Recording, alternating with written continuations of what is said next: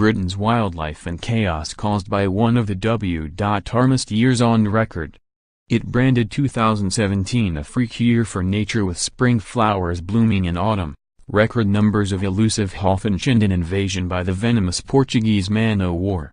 The Trust said balmy spring weather led to the earliest appearance in 120 years in Surrey of the purple emperor butterfly on June 11. The perfect conditions led to purple emperors, Britain's second biggest butterfly, being spotted in Norfolk for the first time in 40 years when they appeared at Sheringham Park.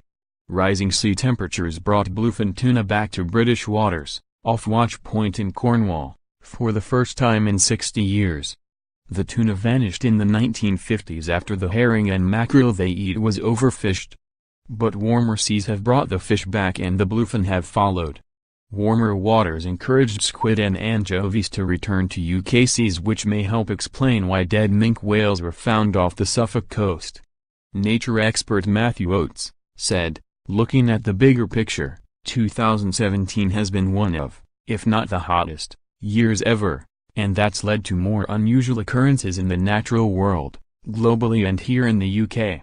At times, it feels like the seasons are becoming less distinctive, and that makes it extremely difficult to predict how nature will react.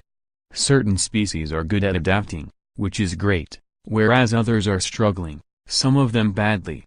We need to give wildlife the space, time and where necessary, the support it needs, not only to survive, but to thrive."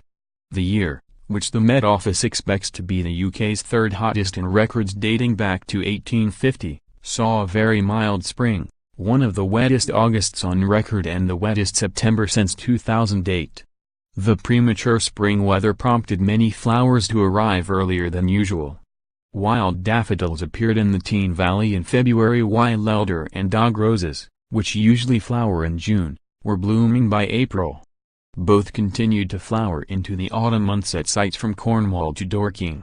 A bumper crop of nuts and berries helped provide a feast for wildlife, and a lifesaver for birds on the continent where many areas endured a poor tree seed crop.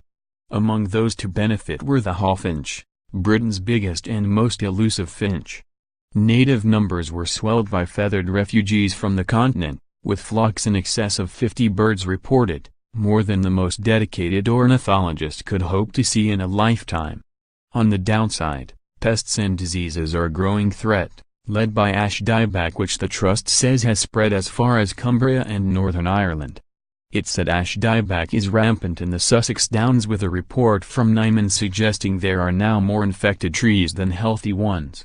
At some of its sites, including White Peak in the Peak District, the Trust is diversifying locally native tree species and thinning ash, to increase the chance of some specimens becoming resistant. Mr. Oates said, "These days, there are huge discrepancies between the winners and losers in the natural world. I'm extremely worried about some species, especially some of our insects and our native ash trees, but also buoyed by success stories that emerge at our places each year. Successes happen thanks to the toil and diligence of our rangers, gardeners and volunteers, their innovation and experimentation, and the awe-inspiring ability of nature to bounce back. It's these special moments that we need to keep sharing to inspire others and encourage them to play their part in the restoration and protection of our natural world."